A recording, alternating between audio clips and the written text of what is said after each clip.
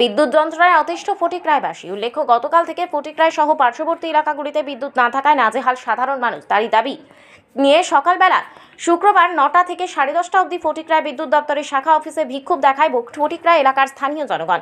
তাদের দাবি, বিদ্যুৎ সঠিকভাবে না থাকার কারণে পানীয় জল আসছে না বিভিন্ন বাড়িঘরে। এতে এলাকাবাসী ক্যামেরার সামনে অভিযোগ করে বলেন, বিদ্যুৎ দপ্তরের অফিসে কোনো ফোন করলে সঠিকভাবে তাদের ফোন রিসিভ করে না। তাদের খামখেয়ালি প্রণার কারণে অভিযোগ করেন এলাকাবাসী। শুনে নেওয়া যাক কি বলছেন এলাকাবাসী।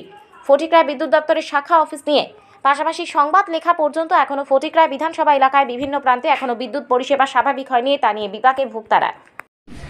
আপনি এখানে কোন ম্যানেজার না? তো আপনাদের যে সংস্থাটা, যেটা দপ্তরটা সরকারি দপ্তর না প্রাইভেট? এটা আপনার এটা কর্পোরেশনের আন্ডারে হয়, মানে গভর্নমেন্টের কিছু পার্ট আছে, আপনার প্রাইভেটের কিছু পার্ট আছে। আচ্ছা, তাহলে লায়াবিলিটিটা তো আপনাদেরই? আমাদেরই।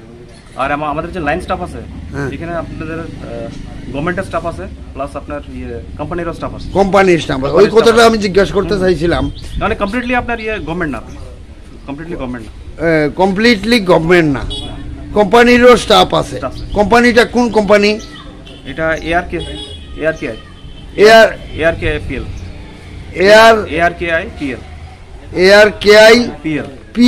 কোন জায়গায় হেড অফিস?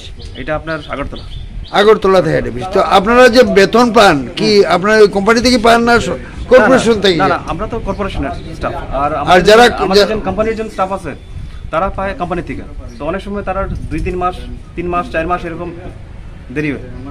আমাদের কোম্পানির কেউ আছে নাকি এদিকে? আচ্ছা, কতজন স্টাফ কোম্পানির এবং কর্পোরেশন মিলে আপনার এখানে আছে? কোম্পানির আমাদের এখানে রাজনগরেই দেওয়া হয়েছিল। রাজনগর সাবস্টেশনটা যেহেতু চালু নাই, এর জন্য কিছু স্টাফ এখানে 4জন স্টাফ এদিকে ডিউটি করতেছে।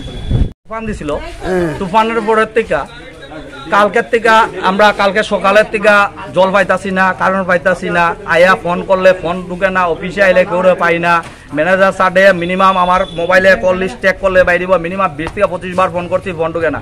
কোমারঘাট অফিসে ফোন করছি, ফোন করার পরে তারা একটা নাম্বার দিছে, নাম্বার দেওয়ার পরে আমি তাইনে জানাইছি, জানালি পরে কইছে তাইনে ঘন্টাখানেক লাগবো, কৃষ্ণনগর আছে। আমি কোন সময়ের কথা? এটা রাত্রে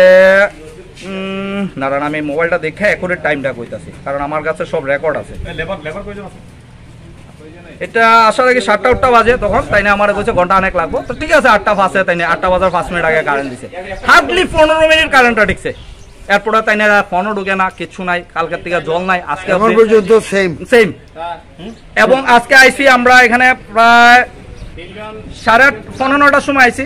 আইয়া মাত্র 1জন না 2জন স্টাফ পাইছি। ম্যানেজারদের ফোন করি, ফোন তুলে না।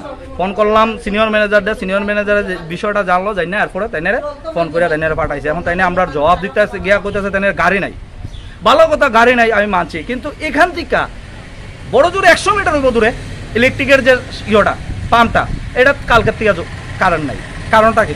এটা কোন জায়গা? এটা ফটিকরায় ইলেকট্রিক অফিসের পাশেই, forest office, electric office, hospital, panchayat এবং কি কয় এটা এগিয়ে চলো ক্লাবের পাশেই, গরু বাজারের পাশেই অফিস। মানে মোট কথা 200 মিটারের ভিতরে? 200 মিটার না, 50 মিটার কোনো সন্দেহ আছে। ইলেকট্রিক অফিসের রাস্তার ইপাশ আর ইপাশ কারেন্ট নাই, জল নাই।